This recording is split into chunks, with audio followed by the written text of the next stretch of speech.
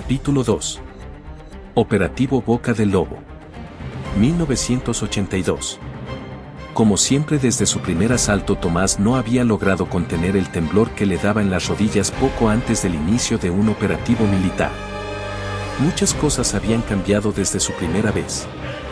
Ahora ya no se llamaba expropiación revolucionaria, sino simple y sencillamente jale. Tampoco nadie llegaba tarde a la cita, todos los combatientes se reunían desde un día antes y repasaban el plan, así que desde la víspera el grupo de combate estaba completo. Tampoco se estaban los unos y los otros consultando si lo hacían o no, desde el acuartelamiento entraba en función la voz de mando y la concentración era en sí mismo una operación militar, con guardias permanentes, rutas de escape y formación de combate. Pero también, como siempre, una vez iniciada la operación militar en el terreno, para Tomás empezaba a transcurrir el mundo como en cámara lenta y comparativamente sus movimientos y pensamientos resultaban más rápidos y absolutamente seguros. Sabía que todo saldría exactamente como lo habían planeado, incluso había llegado a la conclusión que el realizar una operación militar, esto es un asalto a un banco, a una enorme fábrica, en realidad era una de las bellas artes, por las emociones que suscita, por su armonía, por sus altos contrastes y la luz que de la operación emana.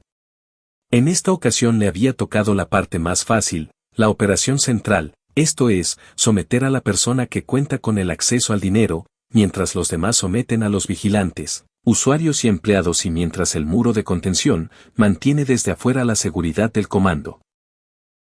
A punto de terminar el operativo, Santiago, que llevaba la voz de mando, dio la retirada al resto del comando, así que con su sonrisa habitual Tomás se fajó la pistola en el vientre. Tomó con ambas manos las dos grandes bolsas de supermercado que contenían el botín y con aire despreocupado salió a la calle.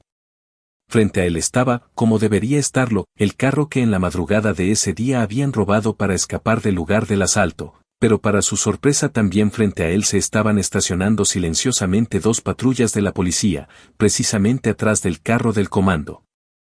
A Tomás la situación le parecía graciosa, estaba indudablemente perdido. Después de tantos años de practicar y perfeccionar, como él decía, el arte de los operativos militares, estaba sin posibilidades de nada. Si el muro de contención no había iniciado el fuego contra la policía era simple y sencillamente porque el muro ya había caído silenciosamente antes de que él saliera.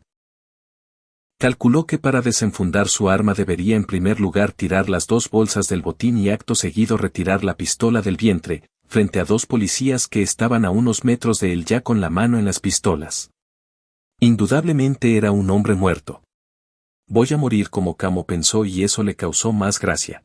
No había nada que hacer salvo seguir su propia regla de vida, mantener la calma. Sin perder su amigable sonrisa en el rostro, luego de ver a la cara preocupada de los dos policías que descendían lentamente de la patrulla, llegó hasta la puerta del carro del comando, la abrió sin soltar las bolsas. Las depositó sobre el sillón trasero con todo cuidado, mientras el policía del lado izquierdo de la patrulla, esto es, el chofer, ya se veía a través del medallón del auto. Tomás todavía le dirigió una sonrisa al tiempo que con la mano izquierda liberó la falda del chaleco y con el dedo pulgar derecho, tal y como lo indicaba el manual, desenfundó la pistola, apuntó al policía más cercano y jaló del gatillo. Pero el tiro no salió. El policía, completamente sorprendido, pues había tomado a Tomás por un cliente por la tranquilidad que mostraba, en lugar de disparar contra Tomás, retrocedió desesperadamente a protegerse del otro lado de la calle. Tomás dirigió su pistola al otro policía, al que había descendido de la patrulla del lado del copiloto, y volvió a jalar del gatillo. El tiro tampoco salió. El primer policía, ya repuesto del susto, ahora ya disparaba contra Tomás del otro lado de la calle. Tomás dio vueltas a la mazorca de su revólver, amartilló con su dedo pulgar el percutor y volvió a jalar del gatillo en dirección del primer policía, pues en la refriega había perdido de vista al segundo. Esta vez el disparo sí se produjo. Los dos policías de la segunda patrulla, al escuchar la detonación, regresaron rápidamente a resguardarse tras las puertas de su auto. El segundo policía, también muy sorprendido, había corrido a esconderse a una rampa de estacionamiento cercano. Ya un negocio contiguo salió Genaro, sorprendido por los balazos del primer policía y el tiro solitario de Tomás. Todavía sin comprender lo que estaba pasando, vio al policía que agachado corría a resguardarse. Santiago, la voz de mando, salió con la metralleta 9 milímetros en la mano, con su mirada aguda distinguió perfectamente la situación. Disparó sacando esquirlas de concreto del parapeto del policía, que ya no volvió a asomar la nariz. Tomás volvió a apuntar su arma contra los policías de la segunda patrulla y de nueva cuenta jaló el gatillo y de nueva cuenta no se escuchó ninguna detonación.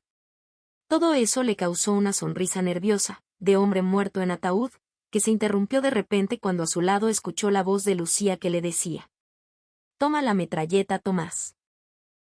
Al alcance de su mano apareció la ametralladora alemana. Tomás recuperó su sonrisa habitual, tomó la ametralladora en sus manos, jaló levemente el carro de la ametralladora y observó el brillo dorado de la bala acurrucada en la recámara. Tiró del gatillo previendo el retroceso continuo que tendría el arma y vio cómo las balas impactaron en el parabrisas de la patrulla. Los policías no necesitaron más para tirarse dentro del auto buscando la protección del acero del motor.